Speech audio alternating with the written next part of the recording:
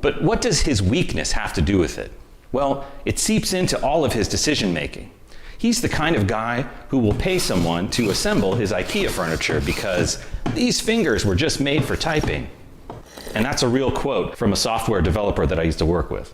I mean, I sincerely doubt that software developer was like being serious about that. Like, these fingers are made for typing. And also, I don't think that it's wrong if you want to get somebody else to assemble your Ikea fucking furniture. Like, that has no bearing on whether or not you're a weak individual or you have a weak constitution or anything like that. That's just not wanting to fucking deal with the headache of putting together a goddamn Ikea dresser. Like, that has nothing to say about you as a person. Although this guy right here seems like he'd be the kind of dude bro to be like, I can do anything, and then he tries to like build a brick wall and it just ends up looking fucked up. Knowing your limitations and also being able to manage your time is a valuable skill. I know my limitations. Like, for instance, I have elected to pay somebody to mow my lawn. That's not because I can't do it. I've done it since I was 12. It's because of the fact that whenever I do the lawn,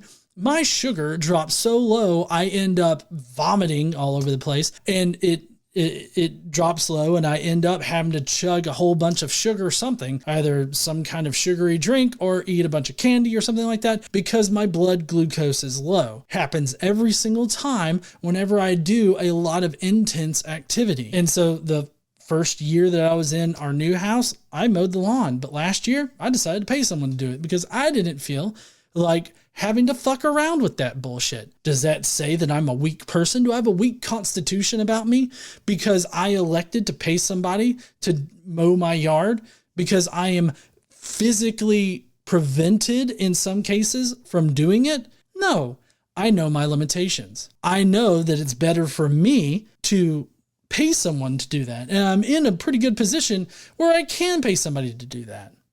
Without help, could he defend himself? Or cultivate food?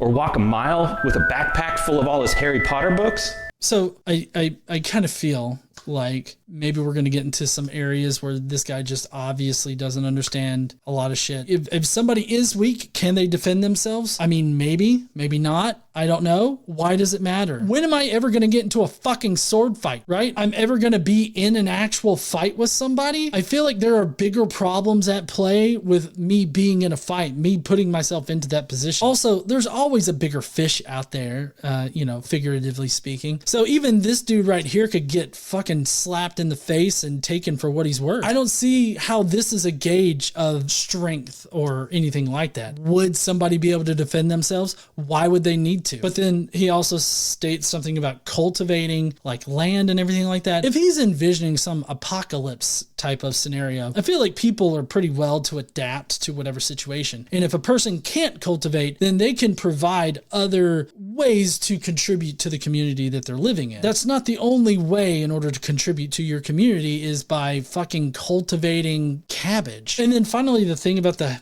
Harry Potter books, I'm not exactly sure what you're talking about here. And also, I don't think that this guy really remembers high school. And I mean, he would probably call me a weak person because I'm, an atheist and everything, and he knows literally nothing about me. So it totally makes sense for this douchebag to assume that about me. But I mean, I remember in high school, I had to carry like a lot of books. My son doesn't have to carry those now, and I'm glad that he doesn't. What makes it strong about a person to carry a lot of shit on their back? Like, why would we need that? Like, why is this a gauge of how strong you are in general? Like, I don't understand any of this. Our guy has sunk into a comfortable reliance on others and is confusing his incapability with affluence.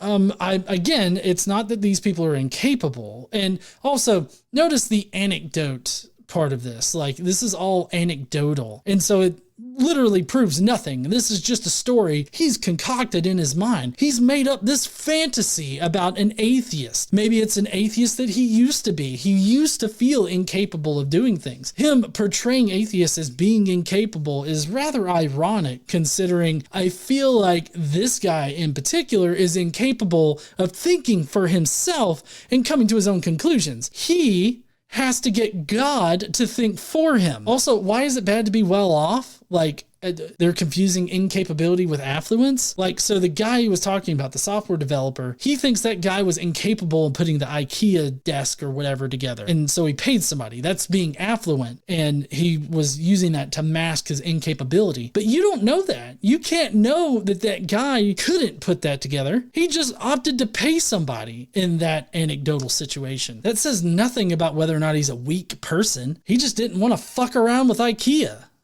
Now imagine, our guy decides to start following Jesus, and now he's at odds with many of those same people that he relied on.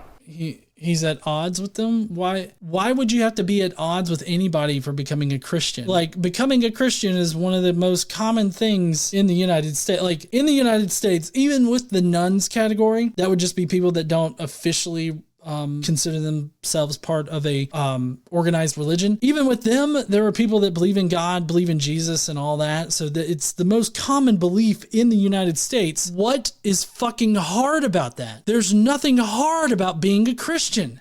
These days, he probably wouldn't die if this happens, but he might lose favor with his boss or coworkers at the soy milk factory. What's wrong with the soy milk factory? I mean, I don't drink soy milk myself, although being a diabetic, I do have to drink more low-carb options like almond milk or any of the other alternates that I could choose for any kind of milk that I would need. I don't understand why it's bad to prefer soy milk. Also, if you become a Christian, why does that have to affect your work relationships? I'm an atheist and it doesn't affect my work relationships. And like everybody that I work with is a Christian. I'm not at odds with them. Why is it that if you become a Christian, you automatically have to become at odds with everybody else that's not Christian? You could just be fucking reasonable and not have an issue with them. You could be fucking reasonable and not try to push your faith on them. Maybe that's the problem. Maybe the problem is that this guy feels like part of Christianity, baked into Christian faith, is this inherent need to push your faith on other people and to demonize those that are not part of your faith. Maybe that's what he thinks. I don't know.